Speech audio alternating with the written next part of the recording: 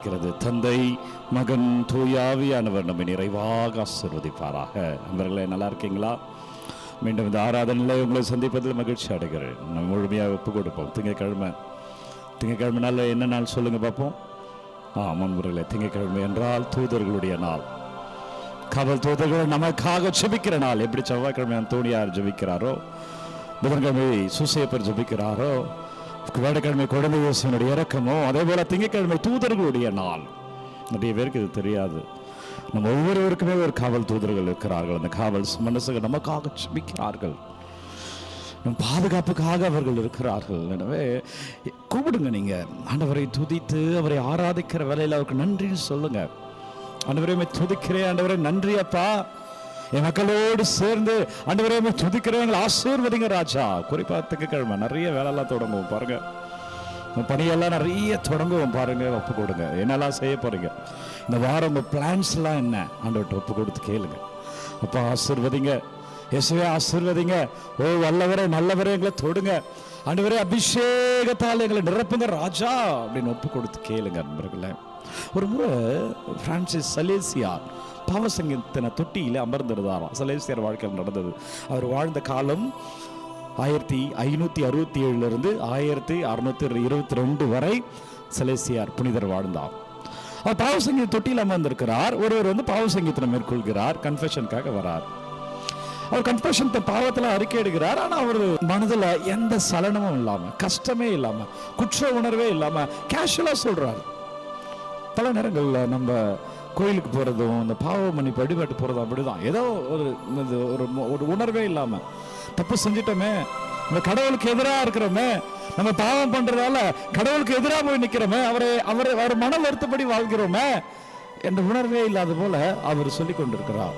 இந்த பாவ சங்கீதத்தை பார்க்கிற பிரான்சிஸ் சலேசியார் மன வருத்தப்படுகிறார். அவர் மூஞ்சில எந்த சோகமோ வருத்தமோ இல்லை, ஒரு குற்ற உணர்வே இல்லை. அப்போ கேட்க சலேசியார் கண்ணீர் விட்டு அழுதாராம். அப்ப அந்த பாவ சங்கீதத்தை மேற்கொள்கிற நபர் பார்க்கிறார், இவர் ஏன் அழுகிறார்? இவர் கண்ணீர் விட்டு அவருடைய மனமாற்றத்திற்காக ஜெபித்து, ஃபாதர்ஸ் எல்லாம் கன்ஃபெஷனில் ஒரு ப்ரேயர் சொல்லுவோம், அப்சல்யூஷன் ப்ரேயர்னு ப்ரேயர். அந்த ப்ரேயரை சொல்லி தான் நான் உங்களை மன்னிப்போம்.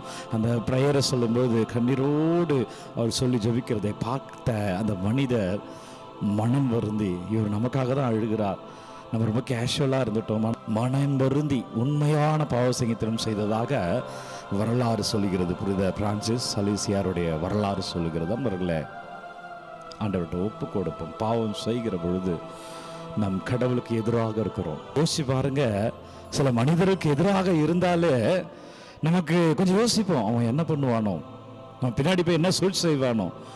ஆனால் பாவம் செய்கிற பொழுது நம்ம கடவுளுக்கு எதிராக இருக்கிறோம். அவர் நமக்கு எதிராக செய்ய மாட்டார், அவர் நமக்கு எதிராக வரமாட்டார் என்று நாம் இருந்து கொண்டிருக்கிறோம். நண்பர்களே, ஒரு நாள் வரும், அந்த நாள் நாம் அன்பர்களே ஒரு நாள் வரும், அந்த நாள் நாம் கடவுளுக்கு பதில் சொல்லி ஆக வேண்டிய தீர்ப்பு நாள். எனவே இந்த நாளை கொடுத்திருக்க மனம் மாறு. எனவே இந்த வாரம் முழுவதும் ஆசீர்வாதத்துக்கு ஆண்டவரே என்னவெல்லாம் பாவம் பண்ணணும், ஆண்டவரே என்ன மன்னிச்சிருங்க அப்பா அப்படின்னு சொல்லி ஒப்பு கொடுப்போம். ஆண்டவரே என் தவறுகளை எல்லாம் அறிக்கையிடுகிறேன் ராஜா சொல்லுங்க. நீங்க செஞ்ச பிழைகள், பாவங்கள், பலவீனங்கள், தெரிந்து செய்தது, தெரியாமல் செய்தது. சில நேரத்தில் we are not sinner, we are sin itself. அப்படின்னா நம்ம பாவிகளே கிடையாது. சில நேரங்களில் நம்ம பாவமாகவே மாறிடுறோம். என்ன காரணம் என்றால், பாவம் செய்து செய்து சம்டைம்ஸ் நம்ம பாவின்றது நம்ம உணர்றது கிடையாது.